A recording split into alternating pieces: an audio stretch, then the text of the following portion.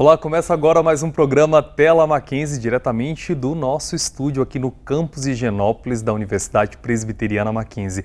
E nós vamos falar sobre empreendedorismo e protagonismo estudantil. E para falar sobre esse assunto aqui conosco, a pró-reitora de Graduação em Assuntos Acadêmicos da Universidade Presbiteriana Mackenzie, a professora doutora Marili Moreira da Silva Vieira. Professora, seja muito bem-vinda ao nosso programa. Muito obrigada, Ulisses. É um prazer muito grande estar aqui, especialmente para falar de um assunto que me empolga tanto, que é a questão do protagonismo estudantil e da inovação, do processo de empreendedorismo. Muito bom estar aqui e compartilhar com você. Então, vamos começar. Quando as pessoas falam sobre empreendedorismo, vem na cabeça logo que é montar empresa, mas eu já pessoalmente já tenho visto a senhora desmitificar um pouquinho isso e dizer que não é montar empresa necessariamente. Nós, quando falamos de empreendedorismo, nós estamos falando basicamente de educação empreendedora. E ao falar de educação empreendedora, nós queremos trabalhar com os nossos alunos características de uma pessoa que empreende na vida. Diante das dificuldades e dos dilemas que a sociedade, que o dia a dia nos impõe, nós precisamos agir. Nós precisamos achar saídas criativas e racionais, muitas vezes, e as características de um empreendedor, muitas vezes, ajudam um aluno nesse aspecto. Nós temos no Mackenzie, com esse fim de educação empreendedora, duas disciplinas ou dois componentes curriculares que trabalham com o empreendedorismo. O primeiro trabalha com princípios de empreendedorismo. Justamente nesse componente a gente vai focar quais são as características de um empreendedor, vai desenvolver isso no aluno, buscar desinibir, desenvolver criatividade, desenvolver a capacidade do raciocínio lógico diante das dificuldades, quais as diferentes saídas, a capacidade de ouvir o outro, de tomar decisões em função dos dados e das coisas analisadas. Em seguida, a gente trabalha com projetos empreendedores. Nesse momento, esse aluno aprende a desenvolver projetos para implementar aquilo que ele pensou para a resolução de algum problema, de algum dilema que ele vê na sociedade, às vezes alguma coisa mais filantrópica, né, mais altruísta, às vezes alguma coisa mais pessoal mesmo, algum empreendimento mesmo, mas isso vai variar de acordo com os grupos de alunos. Uma característica também muito interessante da nossa educação empreendedora é que a gente busca mesclar os alunos nas salas de aula. Então, nesses componentes curriculares, nós temos alunos que são do direito, da administração, da engenharia, misturados. Alunos da área de saúde, com alunos das licenciaturas, com alunos da administração, buscando ampliar e dar luz à complexidade que é a sociedade, porque quando a gente está empreendendo na vida real, a gente não foca um único aspecto da formação, a gente precisa dos olhares dos diferentes profissionais. Então isso tem sido muito rico e a gente está crescendo nesse aspecto. Eu estou muito feliz e orgulhosa do trabalho que tem sido desenvolvido. E o protagonismo estudantil, o que é e como transformar os estudantes em protagonistas de suas vidas, de suas carreiras ao saírem aqui da universidade? Essas coisas eu acho que elas andam juntas. Quando a gente fala em educação,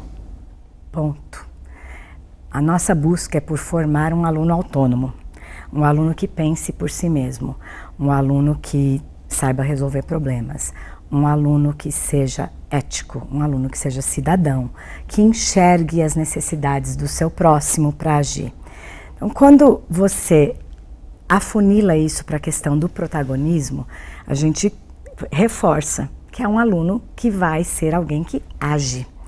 E esse protagonismo que nós estamos falando, ele passa pelos nossos alunos e pelos nossos projetos, desde a sala de aula até atividades que vão ampliar a formação dele como protagonista. Então, dentro da sala de aula, o que é um aluno protagonista? É aquele aluno que toma nas suas próprias mãos o seu processo de aprendizagem. Não fica apenas dependente daquele professor que vai trazer as aulas expositivas para ele, ou que vai apresentar conteúdos e que vai dar uma série de tarefas para ele cumprir. Mas ele efetivamente se debruça sobre aquele conteúdo, aqueles assuntos. Ele busca bibliografias complementares, ele busca outros mecanismos de ampliar o conhecimento dele, porque o foco dele é a autoformação, é ser capaz de pensar criticamente, ser capaz de avaliar, ser capaz de criar. E isso não depende de uma pessoa que vai te passar os conteúdos, isso depende de você mesmo. Então, protagonista, porque toma a sua formação nas suas próprias mãos. E o nosso projeto de protagonismo envolve também atividades fora da sala de aula. Então, os nossos alunos têm características diferentes. Você tem alunos que são mais empreendedores e que estão interessados sim em fazer e implementar diferentes empreendimentos e negócios. Nós temos para isso empresas juniores. Nós oferecemos estágio. O estágio é o aluno que tem que ser protagonista no estágio dele. Ele tem que buscar as diferentes empresas que estão oferecendo estágio e começar a avaliar. O meu perfil combina com esse tipo de escritório de advocacia, mais de massa, ou é um escritório menor, eu gosto mais de serviço público, eu gosto mais de atender pessoas em pequenos escritórios, eu quero trabalhar em empresa. Ele precisa começar a identificar o perfil dele, por isso protagonismo dentro do estágio. Também temos as ligas. Então, os nossos alunos muitas vezes me procuram. Ai, Marili, podia ter uma disciplina sobre o papel do negro na literatura. Monte uma liga acadêmica que vai estudar o papel do negro na literatura brasileira, como é que ele se posicionou, como é que ele se destacou. Isso é protagonismo. Eu vou atrás daquilo que me interessa também e a universidade dá espaço para que isso aconteça. Nós temos a Coordenadoria de Desenvolvimento Acadêmico que dá apoio para as empresas juniores, para as ligas acadêmicas, para o desenvolvimento de estágio. Isso tudo é o que vai garantir que esse aluno tenha não só protagonismo, mas tenha uma flexibilização no processo de formação dele. Ele não vai sair daqui formado em administração com a mesma cara, né, com o mesmo jeitinho de outro aluno que fez administração. Cada um vai dando um perfil para o seu processo formativo. Então, isto é para a gente protagonismo. E agir, aprender a olhar esta sociedade e enxergar as necessidades que ela manifesta para poder agir. Então, protagonismo no sentido de agir, de alguém que age, e age em função das necessidades do outro e em função do seu próprio processo formativo. Eu tenho a impressão que a tecnologia fez com que essa nova geração fosse obrigada a encontrar mais rapidamente um lugar. Né? Então, ser protagonista talvez até mais cedo. Mas como que os professores estão lidando com isso e como é que se dá essa relação entre tecnologia e educação? Esse assunto também muito complexo, porque realmente os nossos alunos do século XXI, eles nasceram com o computadorzinho aqui assim no rostinho deles, né? Eles já dominam a tecnologia, dominam os espaços virtuais, conhecem e descobrem novas tecnologias muito mais rapidamente do que nós, professores. Então eu fico pensando que quando a gente fala de formar o professor para atuar numa sociedade mais tecnológica, isso não necessariamente significa que ele tem que dominar todas as tecnologias que existem para entrar na sala de aula e estar atualizado. Porque eu creio que ele não vai conseguir estar atualizado o tempo inteiro, todo ano, todo semestre, com tudo que saiu de novo. Mas ele precisa ter uma característica muito, muito essencial para um docente. Ele precisa saber ouvir. E ele precisa ser humilde, porque ele está em contato com uma geração que conhece mais de tecnologia do que a gente. Então ele precisa saber colher dos alunos o que eles sabem, que tecnologias eles estão trazendo, que novos aplicativos eles estão vendo para a sala de aula. Ouvir e incorporar no processo de ensino-aprendizagem dele aquilo que o aluno traz. Ser capaz de ouvir, estar aberto, não ter medo. Porque o que a gente não pode ter é um professor hoje em dia que fale, olha, isso não é minha praia, eu não conheço nada disso, não quero me meter, a minha aula, ela vai trabalhar apenas aspectos intelectuais. você pode sim trabalhar muito a reflexão crítica, a intelectualidade, mesmo usando aplicativos, tecnologias, se você souber conversar com o aluno. E dali puxá-lo também para aprofundar aquilo que às vezes nas mídias fica mais superficial, né? Então, é um professor aberto. Ele precisa estar aberto para essas novas tecnologias, mas aberto às relações que ele vai estabelecer com o aluno dele. Eu acho que é mais essencial, porque vai ajudá-lo a se modernizar. Eu vou fazer essa pergunta sobre como que o professor pode se modernizar e como que a Universidade Presbiteriana está fazendo isso, porque inclusive a gente tem as novas salas de empreendedorismo, mas eu vou fazer isso no próximo bloco, porque agora a gente vai para um rápido comercial e daqui a pouco a gente volta.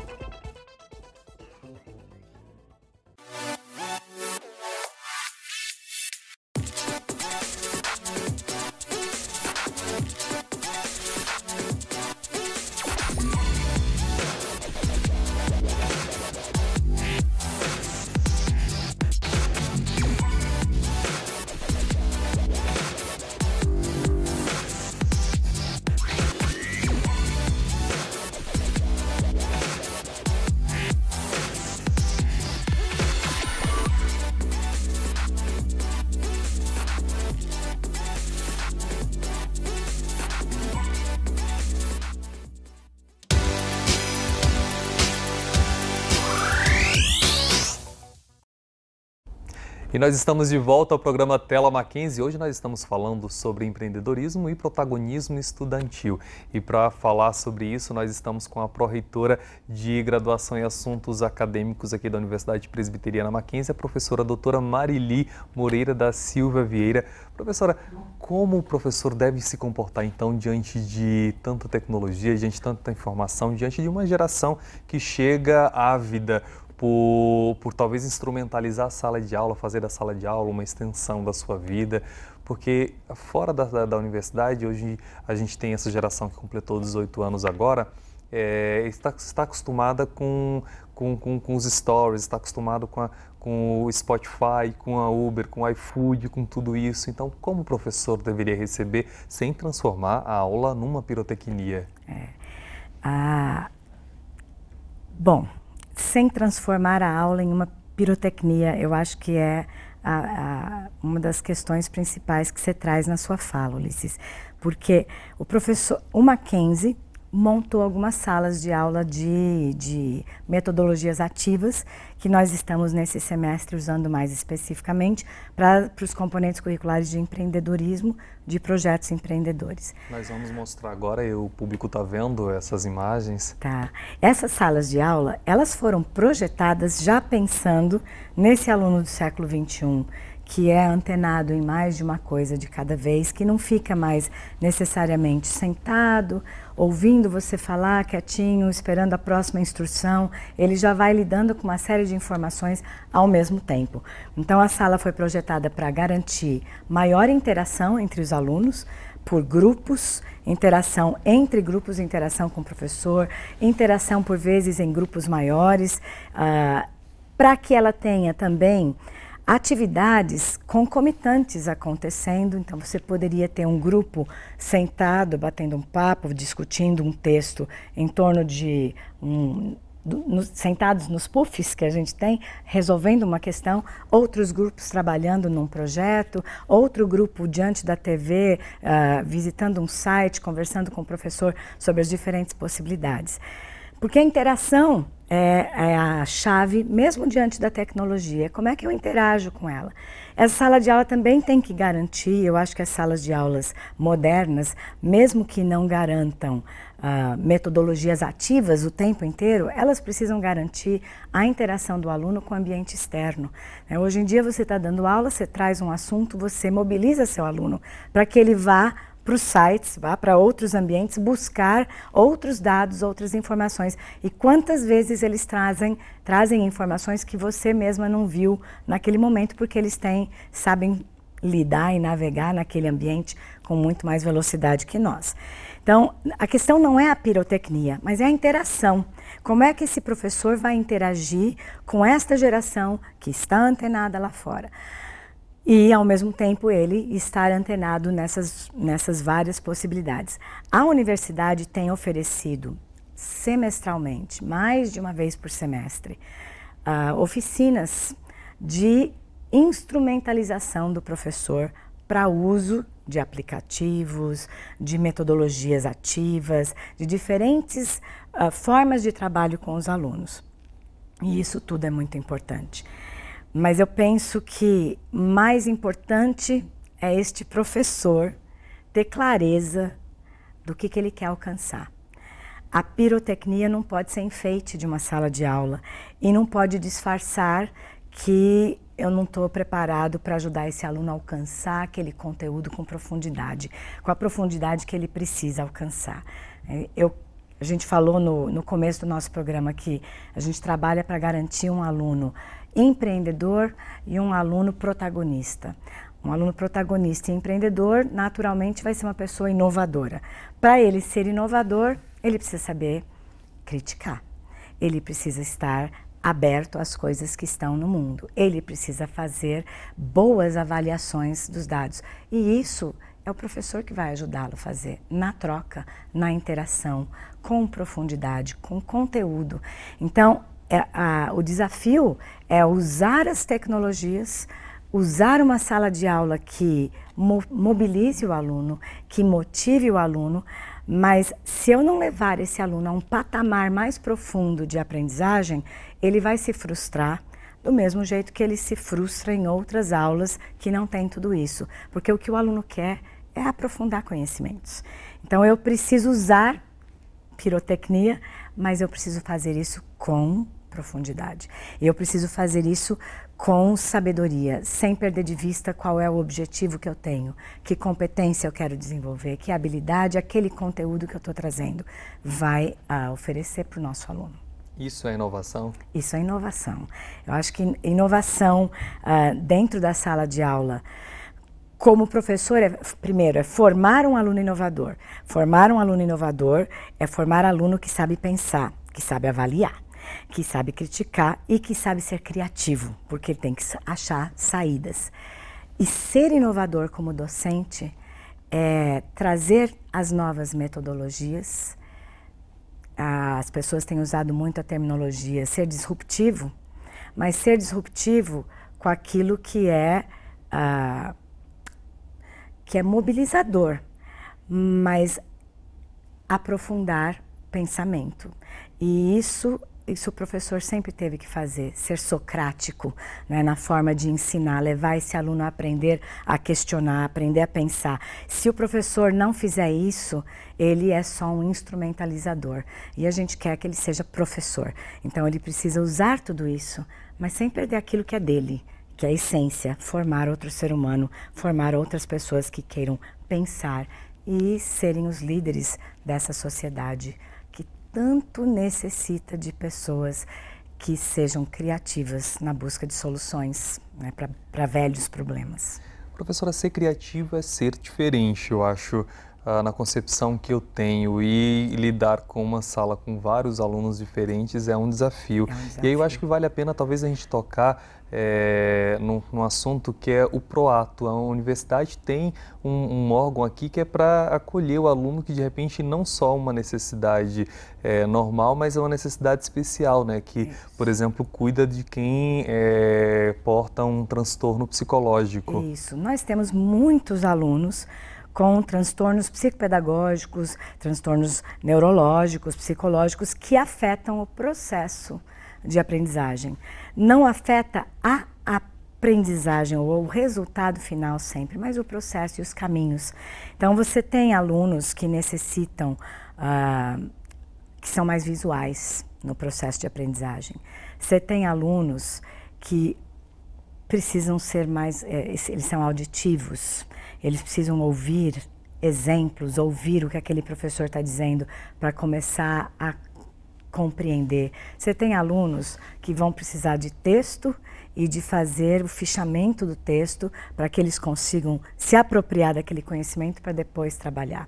Então, um professor criativo é um professor que vai conseguir usar diferentes metodologias para garantir que esse conteúdo seja apropriado pelos diferentes tipos de alunos.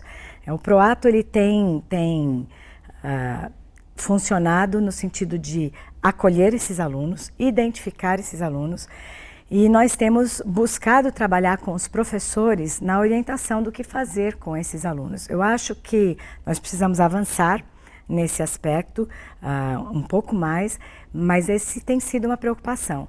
E na realidade, Ulisses, quando a gente fala em educação, e educação eficiente e personalizada, ela precisa levar em consideração os diferentes processos de desenvolvimento cognitivo e afetivo de todos os nossos alunos. Mesmo os que não têm transtornos cognitivos, têm estilos de aprendizagem diferentes.